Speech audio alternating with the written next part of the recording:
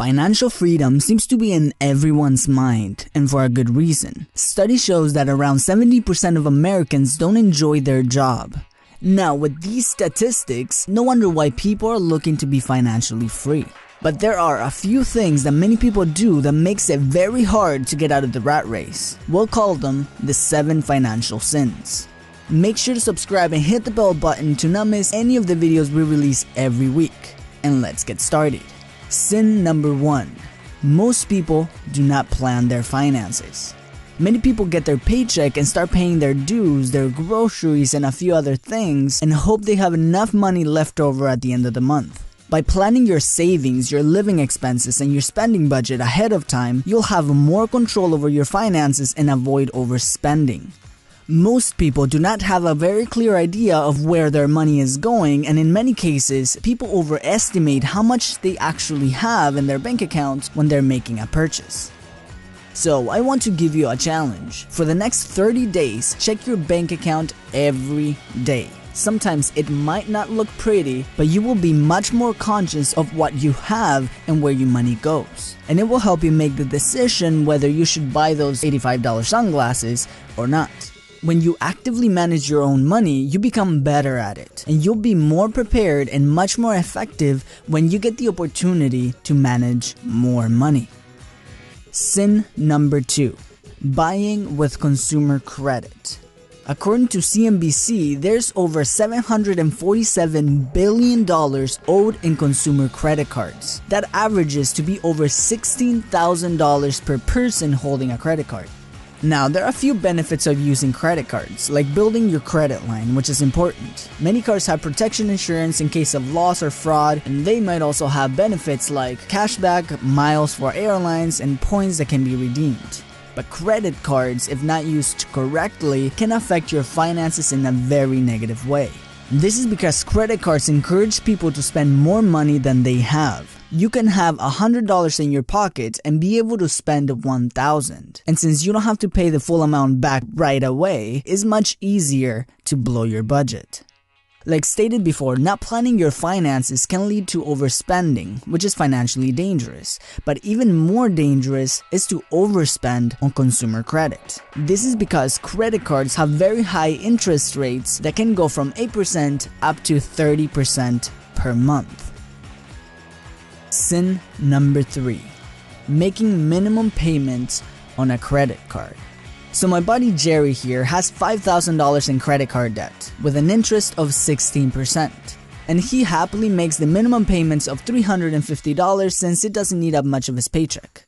The problem is, Jerry hasn't done the math, so he doesn't realize that the interest alone adds $800 to his debt. And even though he's paying every month, his debt keeps growing, which means his interest gets higher too. And soon, Jerry finds himself with more debt than he can handle. Think about it. Credit cards have very high interest. The average interest rate for consumer credit cards is over 15%. So let's say that we have $1,000 in credit card debt and we pay the minimum payment of $50. We get charged $150 in interest but only pay $50.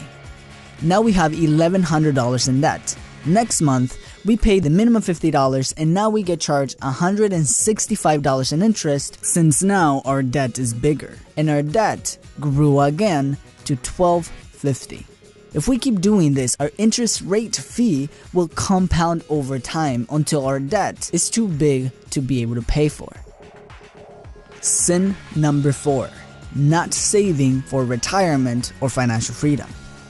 Many people who save money save for a rainy day or to buy cool toys, but very few put away money for their retirement or financial freedom. Think about it. You might be young and able to produce income now, but you might not always be able to do that. And with Social Security failing, you cannot just leave that responsibility to the government or even to your children. Your retirement and financial freedom is your responsibility, and even if it's not much, every little bit counts, especially if you put it to work and have it compound with investments. Think about it. If you only put $100 a month with a 7% return after taxes and fees, in 35 years, you'll have over $167,000. And that is just with $100 a month. It pays off to start investing. The earlier, the better. Sin number 5. Making money decisions based on emotion.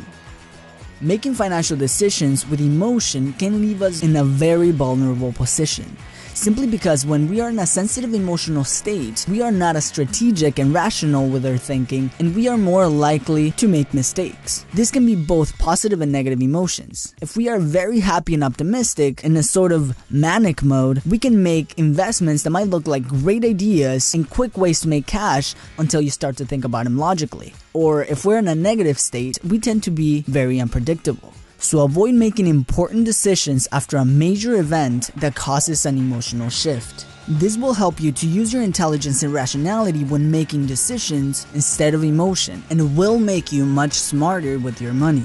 Think about Steve Jobs. Out of anger for being fired from Apple, he sold all of his ownership in the company. Eventually, he got a few shares back, but was only left with 0.6% of the company, which is still worth around $1.8 billion. But if he would have avoided taking an emotional decision, he would have kept over $66 billion of Apple. Sin number 6. Focusing too much on money and neglecting the process. Very rich and successful people like Richard Branson, Oprah, Bill Gates, Steve Jobs, and many others have the same philosophy. You have to love the process. You've got to be passionate. As Richard Branson says, if you go into business only to make money, you are better off doing nothing. One of the things that I'm sure you've noticed is that when you try to go for the money while neglecting and disrespecting the process, you end up losing. For example, if you have a business but no interest in creating a relationship with your customers, you can make a quick sell, but you'll be missing out on a lifetime of business by neglecting this process. Sin number 7. Not educating ourselves financially. Money is something that is not taught in school, and the majority of our parents were not wealthy either. So learning about personal finance and how to manage your money, how to leverage and grow your money is your own responsibility. Neglecting this area will keep us uneducated and therefore less likely to become financially independent. Alright guys, let me know if you agree with this list, and if I'm missing anything, let us know in the comments. If you are on your way to achieve financial freedom, what is your process and your philosophy? I am always very interested in what you have to say. As always guys, thank you for watching, and I will see you in the next